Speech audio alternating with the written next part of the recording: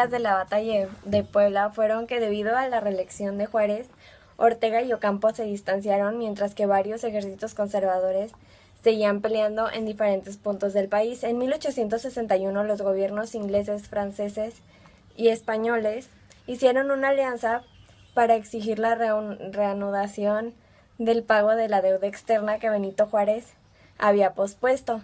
Benito Juárez les propuso una prórroga y mientras que los ejércitos españoles e ingleses la aceptaron, los franceses no y decidieron atacar. En enero de 1862, Juárez promulgó una ley donde se le castigaría con pena de muerte a quien alentara esta intervención, ya que se tomaba como una traición a la soberanía del Estado. El Segundo Imperio Mexicano da inicio cuando un ejército conservador que estaba en contra del gobierno de Juárez contactó a Napoleón III para intentar imponer una monarquía en México. Este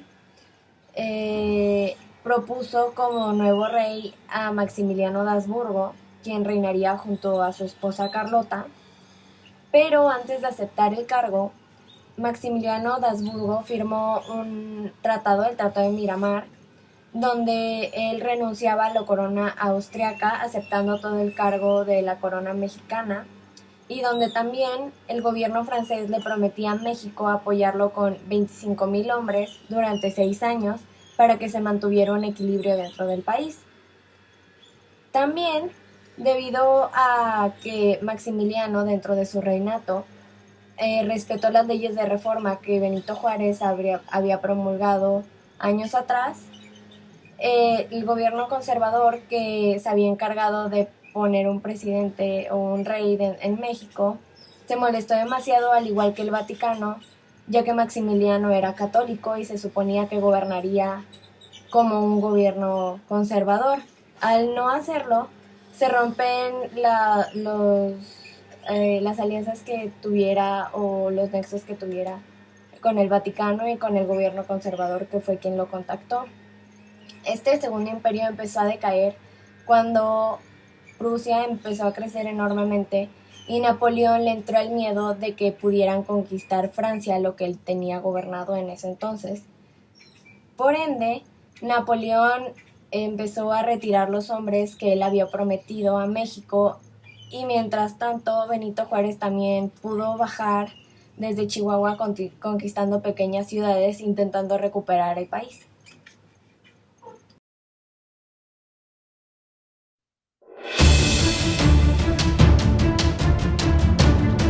México estaba pasando por grandes problemas económicos, entre ellos está la insolvencia del gobierno y los desaciertos que manejan a México durante todo el siglo XIX.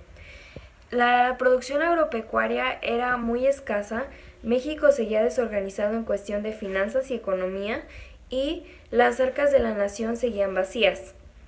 Esto ocasionó que la hacienda pública no tuviera los suficientes recursos para pagar las deudas externas e internas. Entonces Benito Juárez decide no pagar la deuda y solicitar una tregua de 2 años para pagarla. Esto disgustó a los acreedores de la deuda y provocó que se reunieran para invadir a México. En este entonces, México era una república en miseria, era un pueblo pobre, pero con una aristocracia y un alto clero con gran riqueza y llenos de egoísmo. 2 años antes de que iniciara esta etapa, en el año 1856, con el gobierno de Ignacio Comonfort, la deuda externa se encontraba en 56.583 millones de pesos, y esta aumentó en el año 1861, durante el gobierno de Benito Juárez, a 62.208 millones de pesos.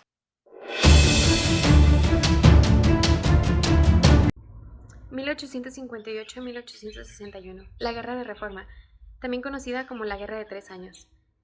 Es ahí donde la nación se ve dividida en dos partidos, liberales y conservadores. En 1862, los franceses vuelven a invadir México, entrando por Veracruz hasta Puebla. El 5 de mayo de este mismo año, la primera victoria militar de México. Al mando de esta batalla estaba Ignacio Zaragoza.